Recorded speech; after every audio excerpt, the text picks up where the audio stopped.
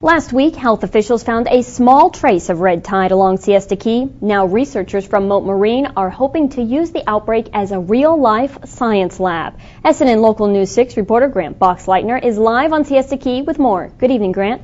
That's right, Mia. Along the Sarasota beaches, they did find those low levels of red tide last week. Now researchers at Mote Marine Laboratory are using this as the perfect opportunity to find out more about why this microscopic algae makes us cough.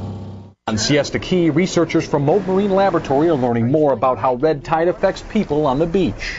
Is it really just temporary irritation, or is there some larger impact to these toxins hitting our respiratory system? Today, asthma patients like Jennifer Carden are taking their turn in this real-life science project. I think it would just be better to know what goes on when red tide comes in and maybe not have the symptoms when I come out. First, participants will blow into this tube to measure how well they're breathing. After some equipment preparations, it's time to head out to the sand. Participants are now taking an hour-long walk on the beach with a personal air sampler that measures toxins they may be breathing in. After just a 1-hour walk on the beach, people have significant symptoms after their beach walk, and those symptoms persist for about 5 days. Then it's back to the breathing test for a comparison. We can measure a change in their lung function after just that 1-hour beach walk.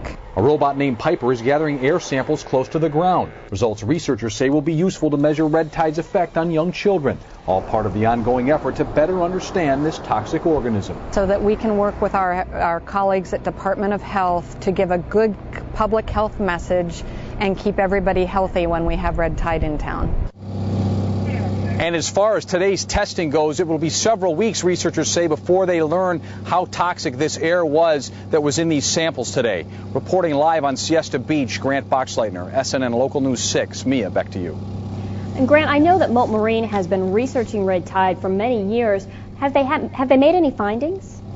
They have. For 8 years, they've had some findings, but like you heard in the thing, 5 days beyond after you get the testing out here, it can be 5 days where you're still feeling these symptoms. And as far as the testing goes, we should know more, but people shouldn't get too concerned about this. None of the research that they've been doing over this 8-year period has ever linked any long-term health concerns with red tide. It's just while you're in that environment. So if you're feeling that way, they urge you to take a step off the beach and get to where you're no longer coughing. Mia.